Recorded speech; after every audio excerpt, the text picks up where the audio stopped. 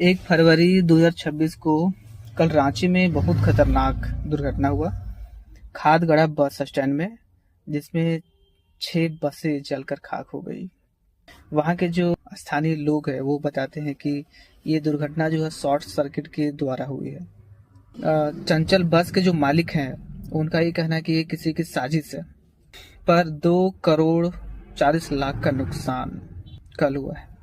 और लगभग 1 घंटा के बाद फायर ब्रिगेड आई थे उसको बुझाने की कोशिश की, क्योंकि ये रांची का जो खादगड़ा बस स्टैंड है वो मुख्य है, बहुत बड़ा है ये बस स्टैंड।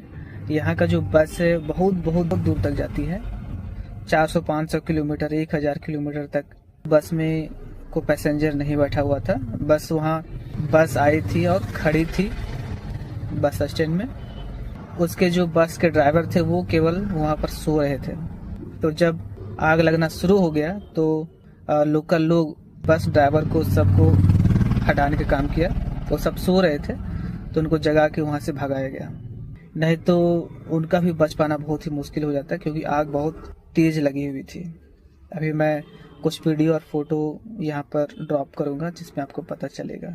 और अगर ऐसा होता भी है, साजिश के द्वारा होता है, चाहे शॉर्ट सर्किट के चलते हुआ है हादसा, तो यहाँ जो एक ऐसा व्यवस्था होना चाहिए था जिससे कि कम से कम आग बुझाया जाए। ऐसा परिस्थिति अगर हो तो उन परिस्थितियों को काबू करने के लिए यहाँ पर एक फायर ब्रिगेड का गाड़ी हमेशा तैनात रहना चाहिए था, क्योंकि वहाँ जो कम से कम 1 घंटा के बाद जो फायर ब्रिगेड का जो गाड़ी है वो आया है और आग बुझाने की कोशिश की है।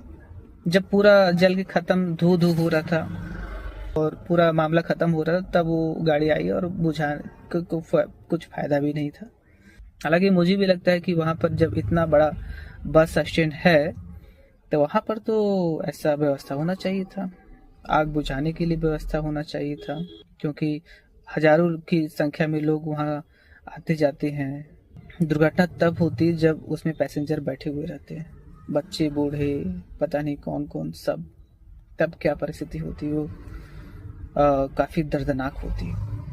अगर फायर ब्रिगेड की गाड़ी नहीं है तो कम से कम पानी की व्यवस्था हो ताकि प्रेशर उसमें लाकर बुझाया जा सके, ऐसा व्यवस्था होना चाहिए। तो चलिए, अगर ये जो हादसा हुआ इससे कुछ सीख तो मिली, और अगर सरकार फिर भी कदम नहीं उठाती तो ये लापरवाही माना जाएगा। फिलहाल मिलता हूँ किसी और नई वीडियो में। Thank you.